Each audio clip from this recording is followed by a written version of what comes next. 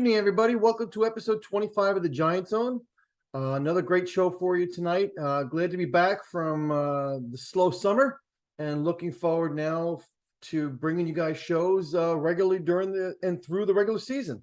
Of course, let's introduce everybody. You've got our co-host, Steve the Banker. Good evening. And you've got yours truly, Carl Fly Guy. So thank you all again for always following and supporting us. We appreciate it. And tonight we're joined by another special guest of ours, a followers of ours. Ben Horst is on the show with us tonight. So Ben, welcome to the show and thank you for coming on with us tonight, buddy. Thank you for having me. Thanks to finally meet and talk to you guys. We've been talking on Twitter for a while now. Right. Thank you so much for inviting me. I'm really excited to be here. And we're excited to have you also, Ben. And before we kind of get into everything, I just want to remind everybody, this show will be available for download on most of your downloading platforms tomorrow, and also for view on our YouTube channel. And please, again, I just want to remind everybody, if you haven't already and you download the podcast, please give us a 5-star rating. Helps us to continue to bring you more shows. And if you watch on YouTube, please subscribe to our channel. Again, it really just helps us to continue to bring more shows to you guys and do more things for you. And as always, we appreciate all your support and all the kind words. And we thank you from the bottom of our hearts. With that being said, Ben, give us a little background about yourself. How'd you become a Giant fan? My father was a Giant fan, so I always have watched the Giants. I think the first time I went to a Giant game was at the Yale Bowl in like the mid-early 70s. I wouldn't swear to it. I think OJ might have been in the game. It was that long ago. I started watching probably seriously in the late 70s. I feel like I was, been full on watch. I probably missed 5 or 6 games since Young and Perkins took over in 79. I mean, literally, I went to college. I only looked at schools in New York, Connecticut, and Massachusetts, because in those days, you could always get the local New York game there or whatever. And my wife doesn't like when I say that. She thinks makes me sound strange, but it's actually the truth. I've been a Giants for forever. As I say, Sims was always my guy. I have the same jersey you have. Until 1984. I was always fighting for him and afraid he was similar to Jones now, was always afraid he was going to get cut or wasn't going to make it or wasn't going to get another opportunity. He was always my guy. Awesome. I've been there, as I say, all the way ever since. I'm a big baseball fan. I'm a big basketball fan, but the Giants are of all of them are my favorite team. I'm more of a baseball fan than I am of a Yankee or a Met in some ways. I'm a Giants fan more. Is my first allegiance as a sports fan.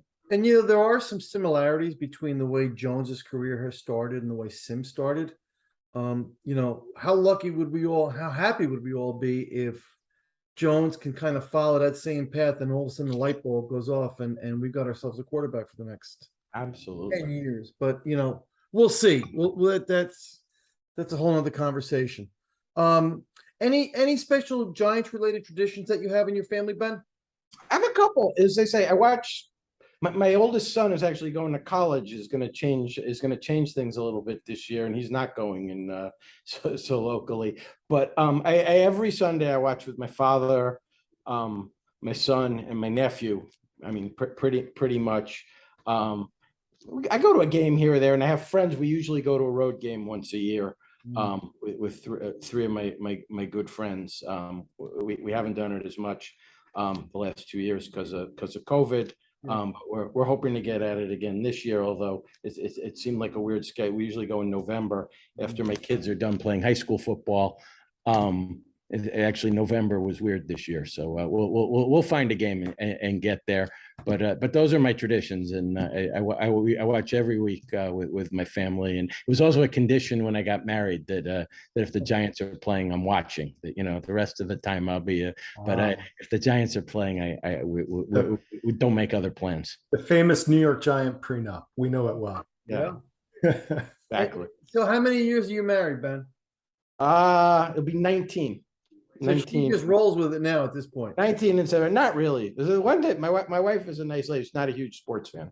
She's not at it. So it's occasionally occasionally a thing.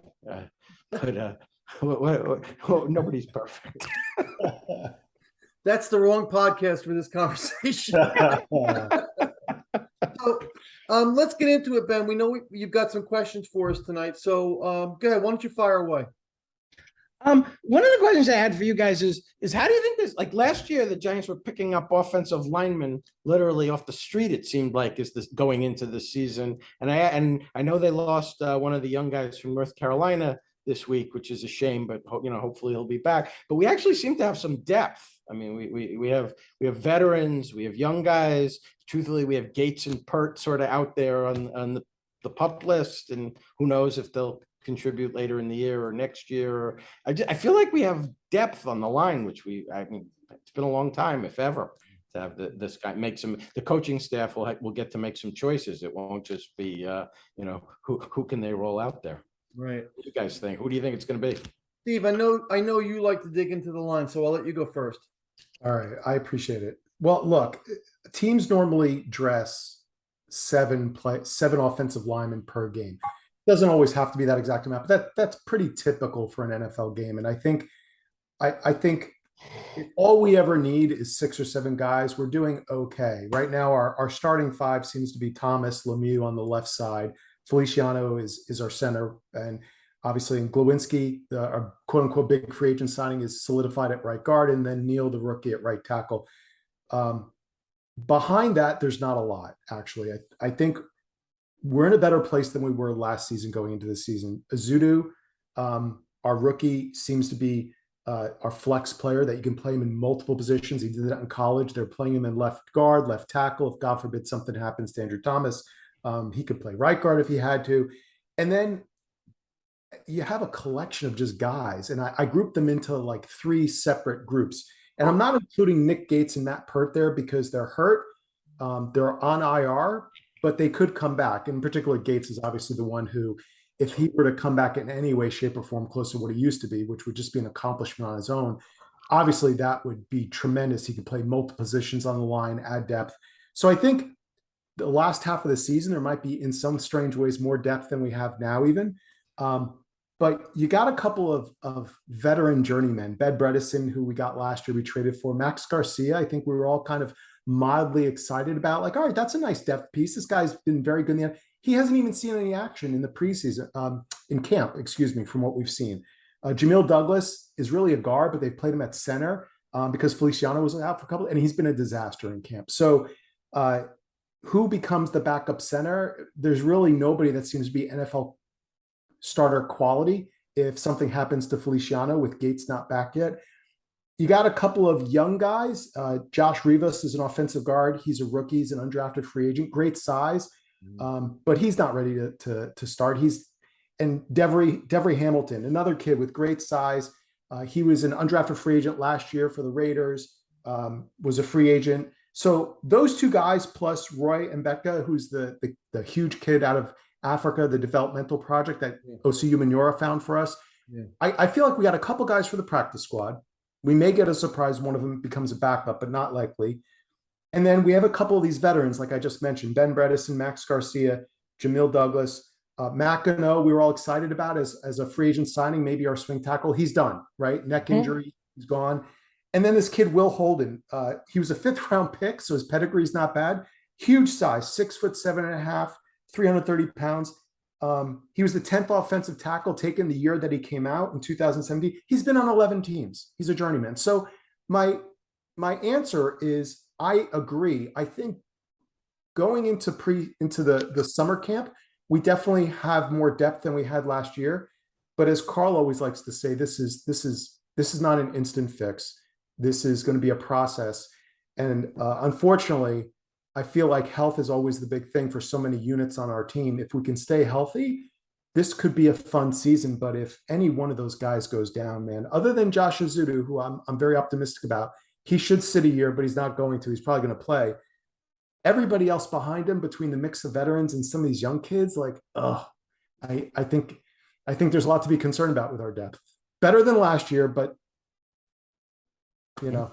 Did you see on the new depth chart that came out that Azudu they actually had ahead of Lemieux? Is that just because he's healthier, or? Well, I didn't I'm see that. actually, so that's kind of what I looked at in preparation for the show as well, Ben. And actually Lemieux is back ahead of Azudu. The one that the latest one that I'm seeing, which is dated this morning, Mhm. Lemieux is back ahead of Azudu.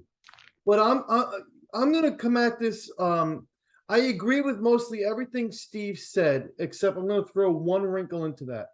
I would not at all be surprised if Lemieux starts at center and Azudu starts at guard. I agree. I was gonna say that also. I He's taking just some snaps. he's taken some snaps. You know, Feliciano's got an injury history. He's already missed some time because of dehydration. Okay, I'm not going to hold that against him. But my point is that they've already laid the look. They gave Jamil Douglas a shot, and he was awful. Right. So, practice squad. I'm already dismissing him for the practice squad. But everything else that Steve kind of laid out, I agree with. But again, I am not at all going to be surprised. Matter of fact, I'm leaning towards the fact that Lemieux is going to start at center. Azudu is going to start at guard. Thomas, of course, Glowinski, and then Neal. And that's going to be your line. Our backups, yes, you have Bredesen. Okay, I agree with that. Max Garcia, like Steve said. I'm not counting on Pert. And I've said this all off season. I would not be surprised if Pert's not on this team. These guys didn't draft him. The guys that did draft him got nothing out of him. He can't show that he can do it or he can't stay healthy. I would not be at all surprised if he's not there. Gates, none of us know because of the injury. Right. And you know what? I think they're gonna be bringing more people in. I think you may see one or two more additions, at the cut down date as well. So I think this line, yes, to agree with both of you, we've got more depth than we've ever had. And first year of a rebuild, you want to build the interior. You want to build the foundation or rebuild the foundation. You want to build the interior, and then you build out from there. Absolutely. So that's kind of what I think. I think it's still coming together, but I think the starting line again is going to be Thomas, Azudu, Lemieux, Glowinski, Neal. That's what I see. What do you have, Ben? No, I agree with you. I always liked Matt Pert. I actually thought he obviously didn't practice well, that he couldn't beat Soldier out, which was always strange. And frankly, I would have given him a shot anyway. I mean, how much worse could he have been? I thought his rookie year, he actually, when he was on the field, played okay in the games. He always seemed to me that he was a Will Beatty clone out of UConn. And so I always kind of, skinny guy, kind of wasn't so physical. It was a finesse tackle, not a power tackle. I always hoped he would grow into that. He's not, as you say, he's not these guys' draft pick. He's injured, so unless he comes back and shows something pretty soon, I think you're probably right. Wish him well. I wouldn't be surprised if they bring a veteran tackle in for depth. I mean, they're going to have to do some dumpster diving, I think, at several positions. Obviously tight end. As I always say, they need Brian Cashman for that one, or somebody who's good at that, finding guys for nothing. They don't have a tight end, which is obviously part of the offensive line. I mean, they literally don't have a tight end who's ever played of any. They signed the one guy, I forgot his name, with the hyphenated name, is injured, and the rookie who everybody loves. But I mean, how much can we count on him? And that's it. But you know what? I'm okay with that. I'm okay with that because I don't think Daniel Bellinger was drafted to sit. So Steele Jones is already, he's opened the door for Bellinger to jump right in, and Bellinger's working with the ones right now. I haven't heard much, about how he's doing, but I guess that's not a bad thing either. Nothing bad. Certainly, yesterday there was a lot of stuff about the practice. You didn't hear anything bad about him. That's for sure. And Steve, you know what? There's one player, going back to the offensive line, that you were very high on in the offseason, which you opened my eyes to, and then I agree with you. You haven't heard much about him, and it's Glowinski. If you think about it, you've heard about Lemieux, Thomas, Neal, right? Feliciano, but I guess it's not a bad thing. So the entire interior of our offensive line has been absolutely horrendous the entire camp. What they're saying.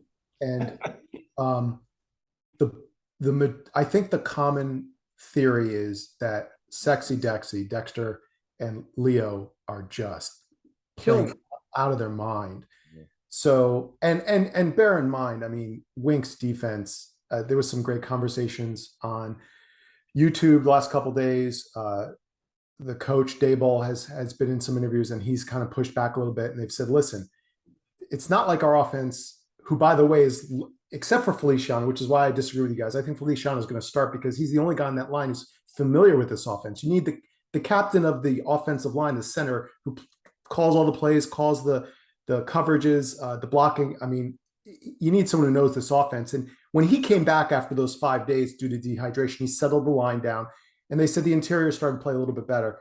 The problem is that they're not game planning, right? Wink is literally throwing the kitchen sink everything, which is really cool, right? We're excited to see this attacking defense. But these guys are trying to learn this offense. They're trying to learn their blocking schemes, responsibilities, and they're getting some of the most exotic crap thrown at them in practice. So I think the feeling is, listen, hopefully it might be a mix.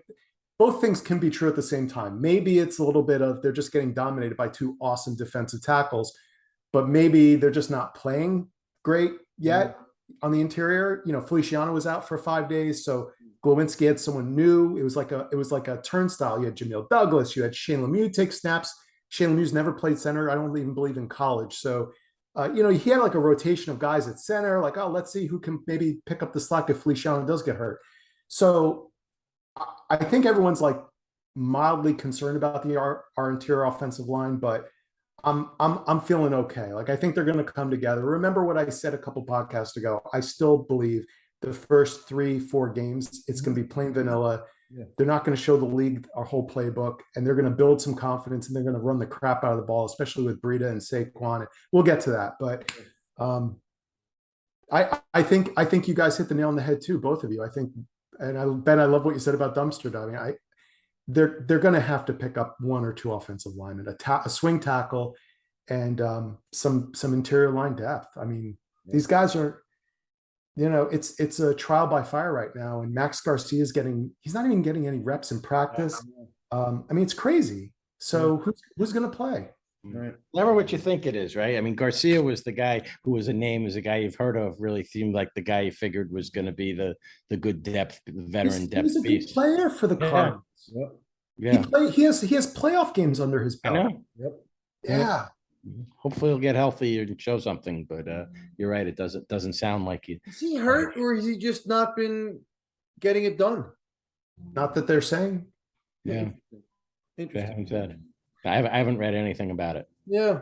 And Oh, and sorry, before Steve, go on, ahead. I also agree with what you guys saying, that to me, the weakest position group on our defense is corners. It's scary if a starter goes down, and tight end. But you know what? We have one of my priorities coming into the season, I kept saying, was let's come out of this season with some young players that we can develop and get excited about. Some of them may be already on the roster, but let's try. And so I think that fact that we have a young tight end that going into the season, even if this kid turns out to be a Kevin Boss and is just a great blocker and sort of develops, Boss was good. We'll take it. and if he catches 40 passes a year, I mean, that'd be phenomenal. Give me a traditional tight end. I'd be Yeah. If he can do a little bit of both, also, if he can block, if he's just as advertised, more or less average, we'll take it. Big Can you imagine improvement. having a tight end that can actually block again? Oh, Yeah. Oh, it would be. it's long since It'd we've be had great. that. Hopefully, not having Ingram will, Yeah. addition by subtraction. I was not a fan of how he played, but I don't think he was utilized well. Truthfully, I mean, I think it was a reach pick when they took him. He didn't perform, but you got to put a guy in this position where you use him at what he's good at, and they just never did. But again, you got to stay on the field too. You know, you used to hear every year he was having a great camp, and you know, I play fantasy football, and I drafted him a couple years thinking, all right, he's going to break out. Never happened. Never happened. Never happened. Yeah, I'd be shocked if it happens now. They say a lot of the draft gurus say tight end is one of the premium positions for, you don't draft production, you draft projection. Yeah. Tight end is a very unusual position that you don't just look at how they did in college and say, well, if that's what he did, that's what he's. And if you think about it, some of the greatest tight ends in our league over the last 10 years or more, even back to Antonio Gates, Right. he was a basketball player. That's what I was just gonna say. There's Yeah. not a lot of great tight ends who were world. I mean, they weren't Jeremy Shockey in college, and then they were Jeremy Shockey in the NFL. Yep. A lot of these guys were like, who did they draft? Yeah. What was this guy? Who, where did he had? I mean, I always bring up the tight end in Buffalo. The kid had no touchdowns in college, and now he's one of the top 10, arguably one of the top 10 tight ends in football, and he's killing it for Buffalo. So anyway, I told you, I always say I would bring in a couple, 2 or 3 Division I basketball players who are going to play in the NBA, couldn't shoot, couldn't run, and try to make them into tight ends. They probably have good hands and they're huge. They give it a shot. What else do you have for us, Ben? Well, we started talking a little bit before. I found it interesting. I hadn't thought about it, and I understood that the Giants, didn't have any cap room this year, but like that their receiver room is literally almost the same room that they have last year, and their special teams. Like I'm looking at these depth charts and things like that. Like, why aren't they going to use, assuming they're healthy, Tony or this kid Robinson, try to have them return kicks or punts? I mean, it sounds like they could be a, maybe be exciting, be a Dave Meggett or be a, somebody good. How many for CJ Board? How many years has he been like, our 5th receiver invited to camp? The guys don't usually get that many chances when they haven't done anything. It just seems like you bring in new bodies and try something different. Steve, I'll start that one off. First of all, I'm not gonna. Well, all right, look, I got a couple different ideas floating through my head. Number one, if Wendell Robinson's going to be a big part of this offense, I don't want him on special teams. I just don't. If he's going to, right now, he's a starting wide receiver for the depth chart for Thursday night's game. So, if that's the case, then I don't want him on special teams. But then again, I still think the special teams are not set yet. So, and given what we've heard from Brian Daboll and from Joe Shane and what we've seen them do in Buffalo, it wouldn't surprise me if all of a sudden one of them is back there, whether it be Tony or Robinson. I would think you're going to see Robinson back there before Tony because I think he's got better hands than Tony. Seems like it, yeah. Right. So there's that. And if Tony is still injury prone, I heard he was, getting looked at today for a little bit. So, how much can you really count on it for special teams? So, and to your point about the wide receiver room, it's pretty much the same. They didn't really do anything. And I think part of that was that they had bigger needs. They had bigger needs on the offensive line. They had bigger needs in the secondary. How do you pass up, Kelvin Thibodeau? So, I agree with that. The way the draft worked out, and I think the one piece that they did add is going to be a home run. And I'm going to be the first one to admit, I remember when I drafted, I went, "Ooh, really?" Yeah. And remember, Steve? And you were pretty bummed. Now I'm so glad they did it. So, I'm again, I'm like I see on the depth chart, Darius Slayton is back there. I don't think he's going to be on the team. Yeah, I honestly don't. So, my thoughts about Darius Slayton, I think they're holding on to him right now to see what kind of draft pick they can get if another team has an injury or if another team decides they need an upgrade. And the Giants going to keep him around and they're going to showcase him, see what kind of pick they can get for him or compensation. They may need him though. I mean, all their guys. They might. I mean, Shepard is pretty good when he plays, but he never plays, and I don't think any of us are expecting much out of Galladay at this point. I mean, they have to throw him the ball. He's clearly he's the kind of receiver who's never open. You got to throw him the ball, but I have the sense he's going to be hurt all the time. I'm gonna, injuries are what they are. If he's hurt, there's no, I can't predict injuries, and I'm not gonna really go there. I hope he stays healthy. I've seen people complaining about his lack of separation. Kenny Galladay was never a separation type receiver to begin with. No. So people putting that out there, I don't understand what they were expecting if they followed his history and they did their homework on him. He's he's that just throw it up there and let him go up and get it kind of guy. And, Agree with that. you know, then there's two parts of that. Number one, are they going to utilize him like that? Number two, is Daniel Jones going to have time to throw the deep ball and have a downfield passing game? So Correct. there's all that comes into play as well. So, you know, I'm okay with the receivers right now. I think we had bigger needs, and I think we've addressed them. So, all right, let's see how this offense goes. I'm all right with the receiver room right now.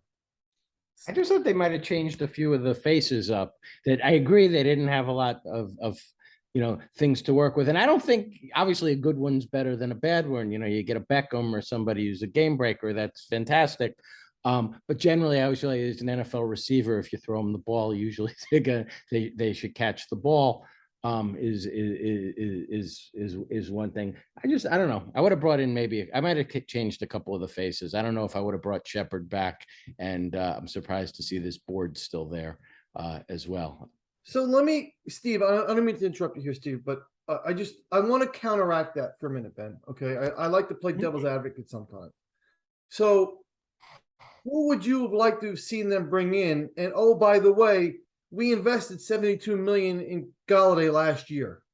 Right. So how much Yeah, money? we were all pretty okay with that when they did it. I'm sorry. Yeah, I don't know who was available. Shepard is a good guy and has been on the team. And by the way, played well when he played last year. But I mean, hardly ever plays more than 5 or 6 games a year. It seems like, and again, the 5 or 6 games as a third receiver, sort of slot receiver, he's reasonably productive and catches the ball. But you find a guy who's a little more durable. I don't have a name for you. Maybe with Tony on the roster and Robinson on the roster, they're not going to be as dependent on Shep, which may keep him healthier during the season. Hope so.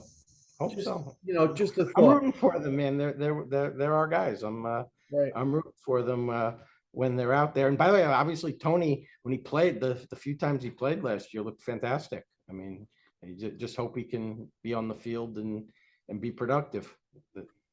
Steve, what are your thoughts?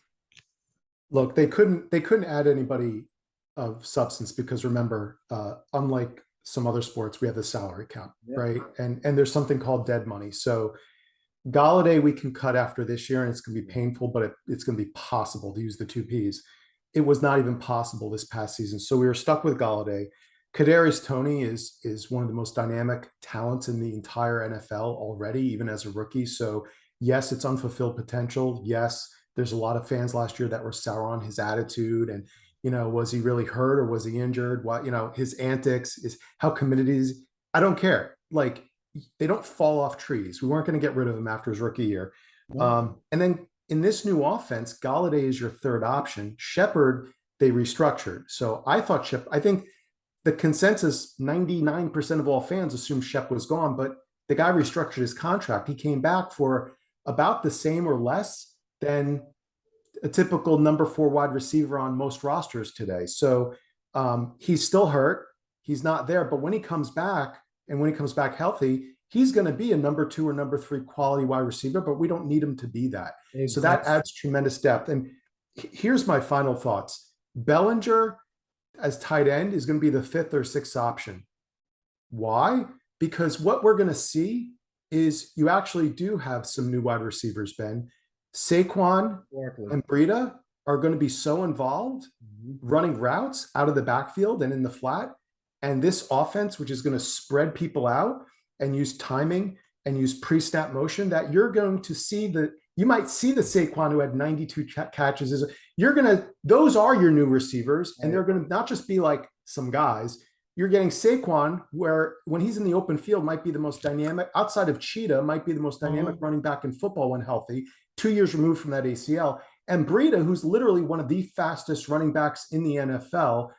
He's not a starter. He's not going to run between the tackles. But so you've now added these dynamic players without having to go out into free agency. I mean, Breida's a free agent, but you see what I'm saying? Like, so yeah, I agree with you. It would have been nice to add a traditional. Look, Galladay's a 6'4" possession receiver.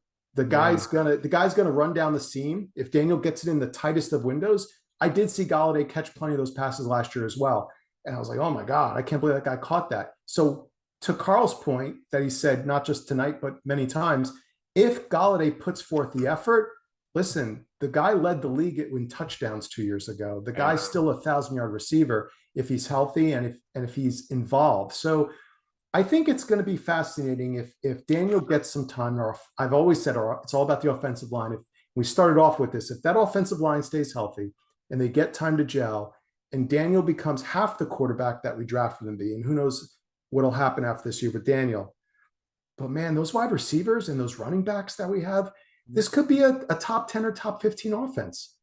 Yeah.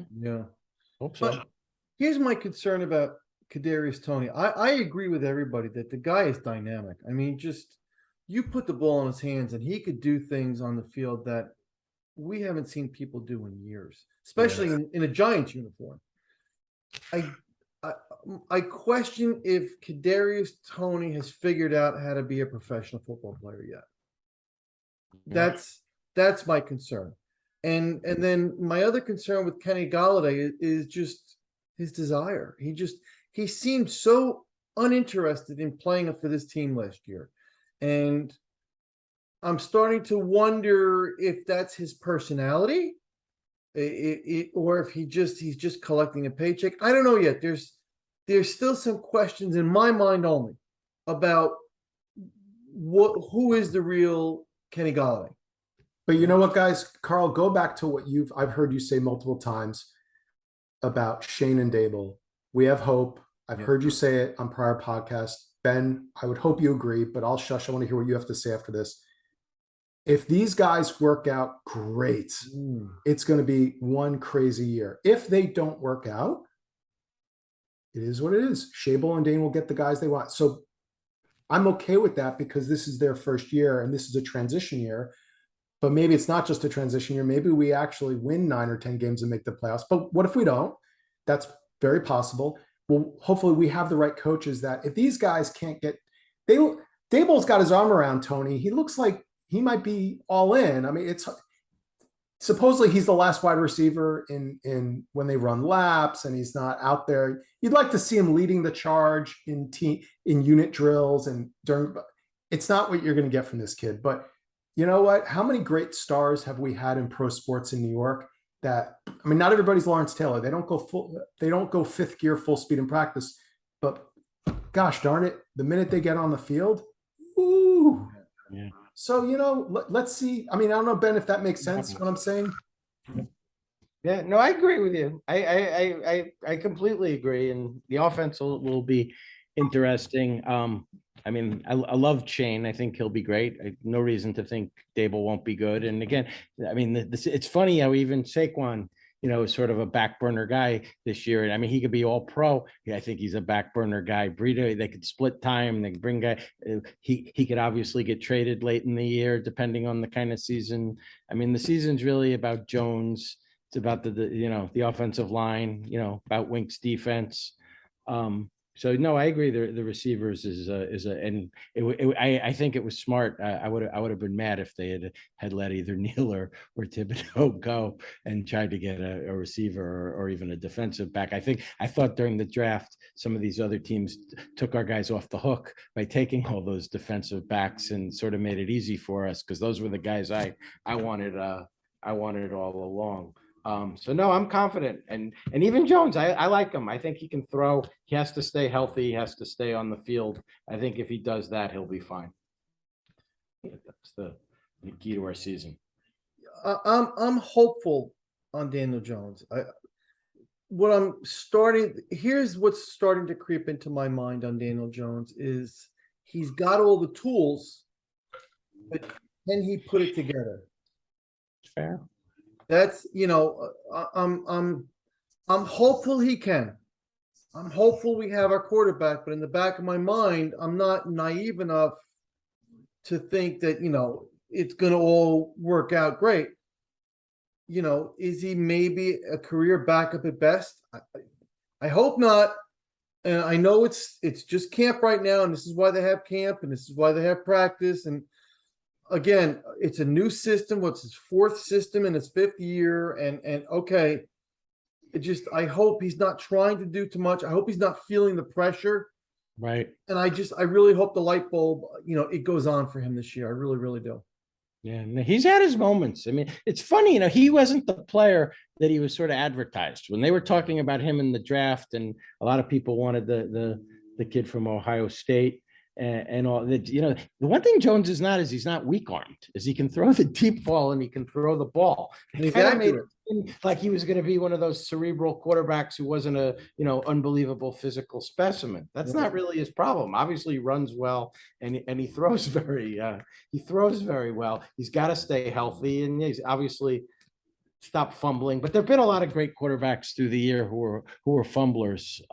Certainly Sims and Eli fumbled their share of the time as well. He's got to get better at that, and his sense of what's behind him or what's going on in the And they pocket. have to protect him. Yeah, but again, a better line, better coaching ought to help. You definitely had the sense, and I didn't like piling on all the stuff with Garrett last year. I thought some of it was too much, but he had no help. He had no receivers, no other. And the other funny thing about the Giants, we're talking about that they could have a good season this year. If Jones had stayed healthy and hadn't missed, so many games, and they had nobody backing him up last year, it was pathetic. They were kneeling that game is what cost Judge his job, I think. If they'd won 3 more games last year, they could have easily won 3 more games the last year if Jones had just been healthy, in my opinion. Yeah, it's still not a good division. Yeah, and it's a crummy division, awful division, I think. Aside from the Eagles, which kills me. They don't have a quarterback, I don't think. Yeah. Again, good backup, but I'm not sure he has and again, he doesn't throw like Jones, I don't think. No. So we'll see. Anyway, I hope the Eagles I hope they're all lousy, but also I think the Cowboys are going to be lousy this year, which is nice for a change. Yes. I hope so. I hope. I hope so. We have time for one more, I think, Ben. So why don't you fire one more at us? What else have I got for you guys? We talked about special teams a little bit. Tell me about the new punter. I don't know much about him. Neither do I. Yeah, I didn't mean to. I know that, right? I didn't give you much warning for that one. Yeah, I don't know anything about him, and it's an important thing. You have to kind of let us know you're going to be hitting this. I apologize. Yeah, they said the other day that he's booming them. I don't know if it was our special teams coach or if it was Dave Ball who said it in one of the pressers, but he said he's been knocking the crap out of the ball. He's got a strong leg. Is he a former rugby player? I think I'm trying to remember. But that's been one of my biggest things as well, is just given all the troubles we've had with punting. I mean, even when we have a good punter, our last punter had a great year and then he followed up with just a crap year. So yeah, we've had a lot of that through the years. We've had a lot of sort of one-hit wonders and all. Yeah, I haven't seen much about him, and I don't know anything. not everybody's Jeff Fiegels, that guy was Jennings, Landetta. Jennings, right? That's Yeah, some good ones. right. So think about it. When we hit, we hit like Ooh. potential Hall of Famer type of punters, Landetta, Jennings, and Yeah. even Fiegels is like a Hall of Fame. If a punter's going to make the Hall of Fame, Fiegels should make a. Can I ask you one other quick one? So the defense, we should have a pass rush though this year. Finally, I mean, I agree. The corners in the secondary are maybe. Obviously, we all hope McKinney's as good as he's cracked up to be. We're not as sure of the corners, but we ought to have a good pass rush this year. I Our think. front seven's looking really good. Hopefully. We just got to get Aziz back. They say he might even come back by this Sunday. I heard today. So, Yeah. not in time for. Yeah, not in time for our first preseason game, but And I'm okay with that. I'm all right with that. yeah, they got to be careful with that Just hamstring. be healthy. But to answer your question, Ben, yeah, I mean, it looks like Wink has these guys, like a pack of lions chasing raw meat. I mean, really, they're bringing it, and it's nice to see. And what I've been actually impressed with is it sounds like the secondary is actually had a very good camp. And, going into camp, we were all kind of concerned about the secondary. There's a lot of youth and there's a lot of questions. And of course, can they all stay healthy? But it seems like our secondary's actually been performing fairly well so far. Darnay Holmes has had 3 interceptions in camp. Yeah. Dory Jackson's playing well. Yeah. supposedly Aaron Robinson's doing very well. He's covering well. So, I mean, you know, let's go with it. Yeah. All the energy coming from the defense is positive. Yeah, I Like you agree. said before, Thibodeau has just been a beast. They're saying Yeah. Leonard Williams have been unblockable. Yeah, sounds great. I mean, So, it's fun that they just, when was the last time we had an attacking that wasn't sort of playing back and playing safe and, at least let's go for it. And, last time we won a blitz. Super Bowl. Yeah, no, it's exciting. I mean, it is when it's Spagnola and the other guy, the second one, the guy who came with Coughlin. Harry Fuel, was that Harry it? Fuel, yeah, Fuel. But good for Oh. you. Good for you. Very Yeah, good. no, exactly. And of course, the pass rush helps the secondary. Right. It all goes And the together. thing that not too many people are talking about, they say Blake has looked good coming back from that. Yes. Yeah, I mean, we really need him to stay healthy this year, and yeah. he was the the captain tackling. of that defense. The tackling was terrible last year. When he Oh. went down last year, the defense just went. Yeah, Oh. the defense was really, and again, it was mostly in that area. Just they couldn't stop the run and the Couldn't cover screen. tight ends. Couldn't cover a tight end. I mean, all those kinds of things. I was a little surprised to see Crowder back again. He's having a great camp, they say. I read that. I think he always has a good camp. There are guys like that. Again, We wish love that. hope We he love that plays. rookie, Carl. We love that. You love that rookie linebacker that might take over Tate Crowder before we know it. Oh, yes, I do. Yes, I do. Yeah. What's his name? Not Micah McFadden. Beavers, Darian Beavers. Yeah. Oh, I'm salivating to seeing him play. I Yeah, just, that'll be fun. That'll be I would fun. love Can't it. wait to see the game Thursday. yeah. How much? So I put this question. Well, no, I didn't put this question out there. But how much do you expect to see the starters play Thursday night? You read all these guys, you got to play, they got to gel. It's just not how they do it anymore. And it's so hard. Remember when, I mean, you lose a Seahorn or through the years when you lose a guy, and it's so devastating. It's better to be safe than better. By Sims went down one year in training. It's better to be safe than sorry. So I think they'll play, the starters will probably play certainly no more than a quarter. Maybe even a little less than that. Maybe some of the linemen. I don't see Jones playing a whole lot, and I don't know about any of the even Thibodeau or guys like any of the speed Saquon. guys. Yeah, Saquon, I'd be surprised if he plays much at all. Because the thing about Saquon, that's just, again, no one's taught, which I think is great for him, that he's not a big piece, but truly he's an asset that they can move. That maybe you get a pick for him or something if the season doesn't go as well as we're hoping, and we don't have a shot at the playoffs, maybe sometime in November or whenever the trade deadline is. Right. I mean, you want to keep Saquon healthy this year. That was my question today on Twitter. Was if they're not winning and he's performing well, and you get an offer at the trade deadline, do you make the trade? Yeah, I'm and glad I running don't make backs, that decision. it's terrible running backs now. I mean, that they're sort of just what, and he's already not a young running back. It's a lousy. It's really a lousy job. Nobody. What have you done for me lately? And I mean, almost. I think he could have 2,000 yards this year and be all pro. They have too many other needs. They won't pay him. I mean, I don't see any way he gets like a. You can get a good running back in the 3rd to 5th round. You don't need to. You can always find guys. I mean, Breeder's good. They can always find guys if you know what you're doing. I mean, Denver has been doing that for 30 years, just finding running backs, and it's sad. He was born the wrong time. He should have been born in the 70s when they when they or the 80s when they valued running backs. But Steve, what do you think about Thursday night? I Starters. I think you guys are right when you say the first quarter, but I disagree about the offensive line. I think the offensive line may play the whole first half. They need to meld. This team will run through the offensive line. Any team to me runs through the offensive line. It all starts there. And these guys are, except for Feliciano, in a completely brand new system, and they've never played with each other. So, and he's eased them through camp, more so than our last regime, more so than most. Apparently he did this in Buffalo as offensive coordinator. So he's been very measured with how much they play. They give every player a certain number of reps in practice. They know exactly what they're doing. but the offensive line, I could see them playing more than just the first quarter together. Yeah. Sure. It doesn't matter health or not. If that offensive line doesn't learn to play together and to play off each other, those first 2 or 3 games, and I know we're going to get to that, that's where we can make some hay in the schedule. And they know it. They're not stupid. They know what their schedule is, and they know who we're playing. They know that we're going to rely on rookies this year, and rookies hit the rookie wall. So if you're going to rely on your rookies, you're going to get the most out of them in the first half of the season, probably. You need to win as many games as you can.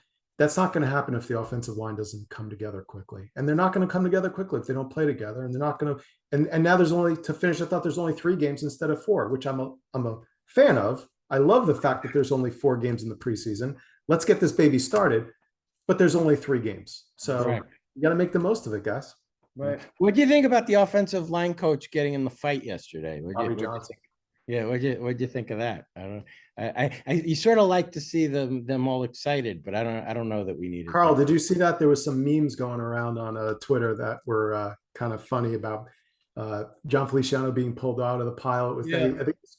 I didn't know the details Ben, until this morning. Apparently, it was Cam Brown, the second or third year linebacker, the kid out of Penn State, our special teams kid, pulling him out of the pile.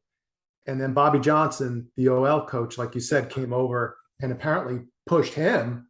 And then all hell broke loose, because it's like you never see a coach and a player go, Unusual. I don't really have any thoughts or feeling on that. You know, I wasn't on the field. I like the intensity.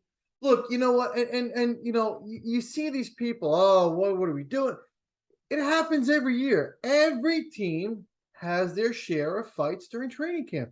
Hell, New Orleans just sent their number 1 pick home because he was being overly aggressive in camp. So you know, these guys are fighting for jobs. They want to get at it. They're tired of hitting each other after a while. So all right.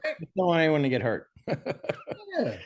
And now they're wearing those things on Yeah. well, so let it play. Well, the only thing that was disappointing was they said Feliciano then got up and try to give him a haymaker. Come on. You need your right hand to snap the ball. You don't start smacking each other with your hands. That you're all wearing helmets. Stupid. Stupid. Yeah. Anyway. All right. So let's wrap up the Ben Hort show with let's go through the schedule, Ben. What we'll do is we'll go down week to week and give us your thoughts about each game and whether it's a win or a loss. All right. You got it. Okay. So week 1 at Tennessee. I'll take it. We're gonna win. We're gonna come out smoking. There you go, baby. Derrick Henry, who? Yeah, we're gonna stop the run. You know, I feel good about it.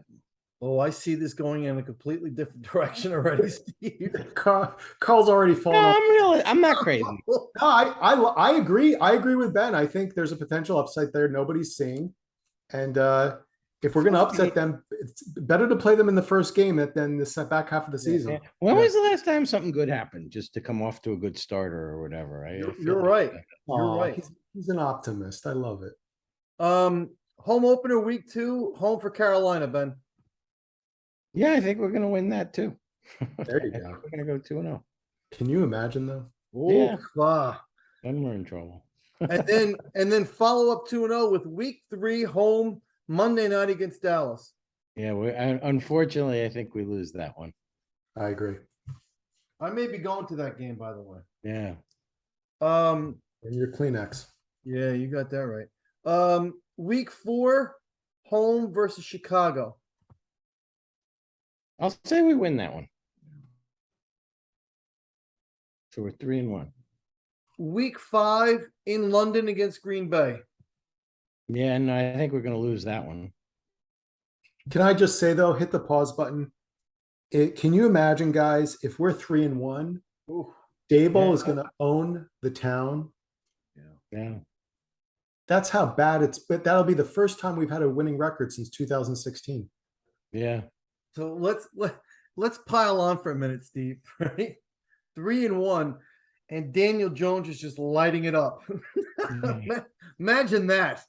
If we win the first game, that'll be the first time the New York Giants will have had a winning record at any point during a season since 2016. Oh my God. Yeah. Nope, Well, that would be pretty cool. okay, anyway, 1, 2, 3, 4, 5. So week 6, home versus Baltimore. I think we're gonna lose.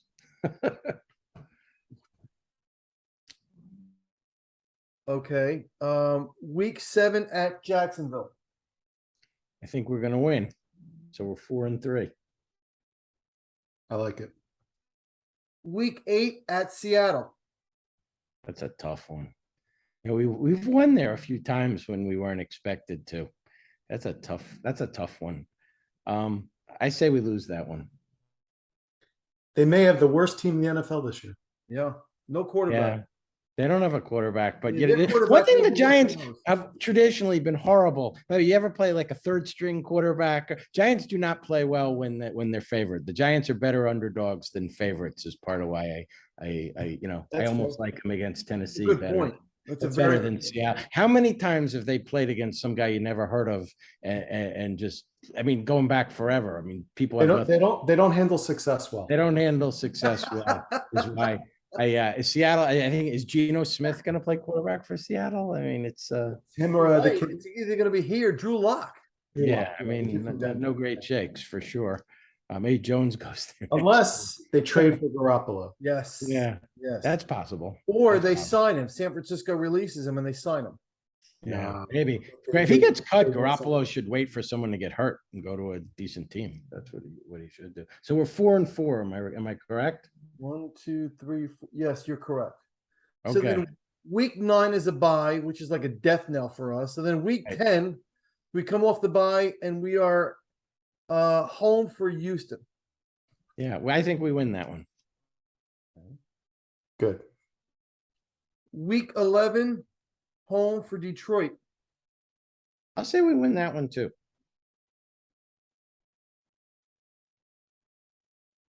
Did you play the Mega Millions there, Ben? Never, never. I'm not a gambler. I told you today I don't play fantasy. I don't gamble. Okay. I don't like to lose. Okay, here's the fun one. Week 12, Thanksgiving Day at Dallas. Ben? Well, I was losing at home, so let's win it. And we said Dallas is going to be lousy this year, so let's take a split with Dallas. Let's say we're going to win in Thanksgiving. So we're 7-4, looking good. That's what I predicted. I think we're going to lose at home, and I think we're going to kick them in the you know what when we go there.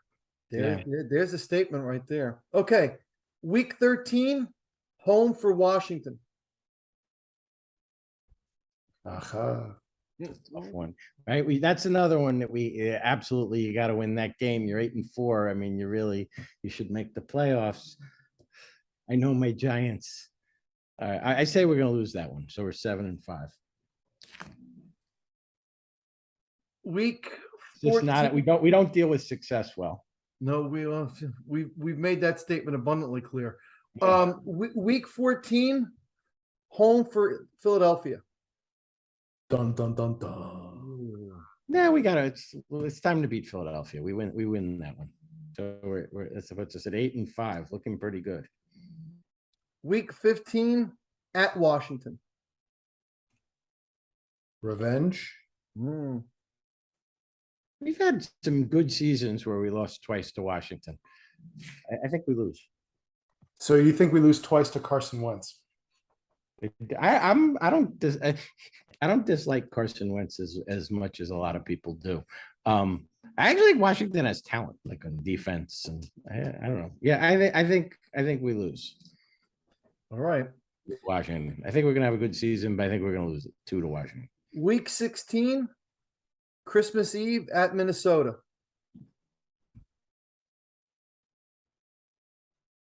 Say we lose that one. Week 17, New Year's Day, home for Indianapolis. And Jonathan Taylor. I think we lose.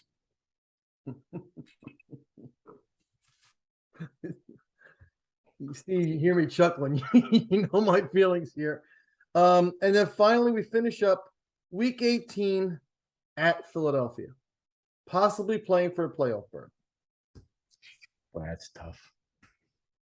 Well, it's not like you have to play for, you don't have to suit up. No. Well, the same thing, huh? Kyle, if we won that game a couple of years ago, right?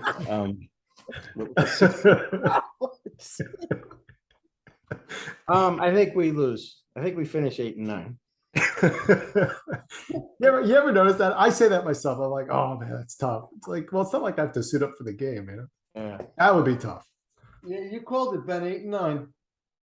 I actually, you know what, Ben? I gotta be honest with you. The way you started, I figured you had us winning like 10 games. No, I think they got off to a good start, but the a lot of young players, a lot of the inexperienced, long season. They go anything like they go 7-10. I think that's a pretty good season for us. I agree. And Established line. when we first did the schedule, both Steve and I, and we didn't even discuss it, we both came out with that identical 7-10 record. Yeah. And that's an improvement. I think if we get 7-10, but yet we show that we're coming together and we've got something, that's a successful season, year one. I have last one for you guys. How many games do you think Jones plays this year? Ooh, Oh, wow. Look at you. that's That's a I've great not- question. I've not heard too many people talk about. I think people are afraid to because they come off as, well, you hate Jones. I think it's a realistic question. And we have a potentially great backup as backups go, actually. Better than last year. Wow. The best backup we've had in years, actually. Yeah. Eli never needed one. Yeah. Man.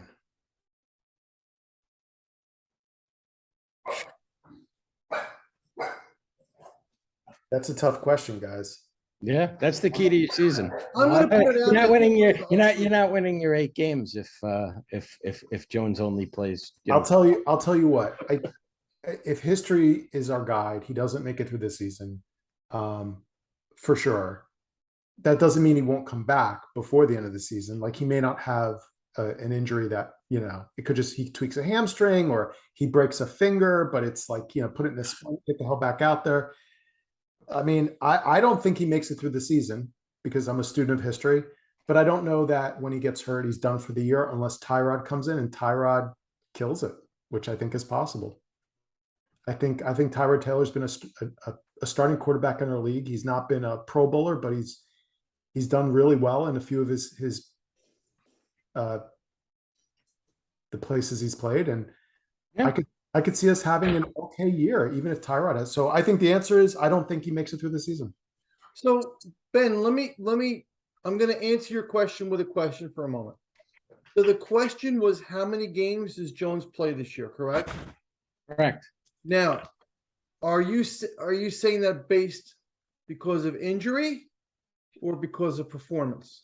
I'm a Jones believer. I mean, I've always been a Jones Wait, wait, believer. wait, So I think if he's healthy, he gets a contract and he's our quarterback for. All right, but you didn't going answer the forward. question. No. What So I think it's was the only question? injury. I don't think he gets benched. I think it's injury. So if he gets if he doesn't play a lot of games, it's because of injury. And I think he has to play 15 at us, and has to put up 7 or 8 wins, and really needs to play 14, 15 games to come back.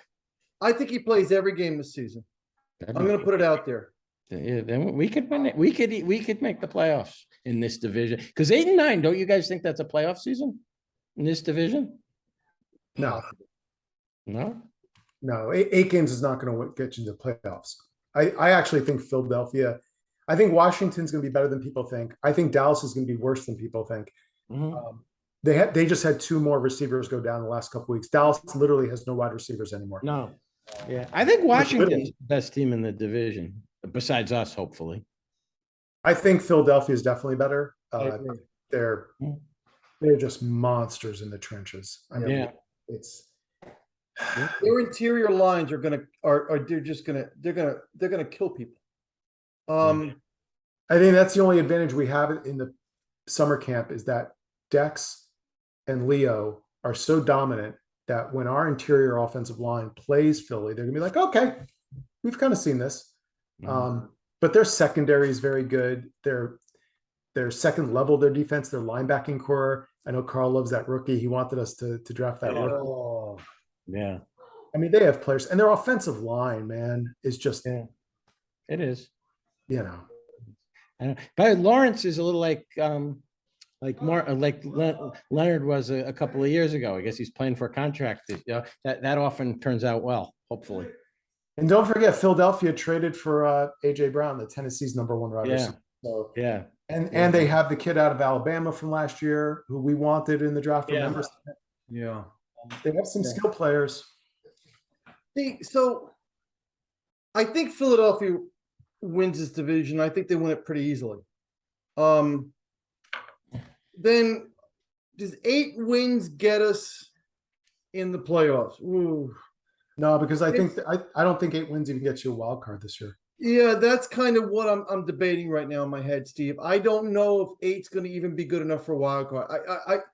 I think there's a slim chance, but my gut says that no, not at all. I think you fall just short with 8 wins. I do. 9 possibly. I think 10 gets you a wild card. 9 keeps you in contention. I think 8 keeps you on the outside looking in for sure.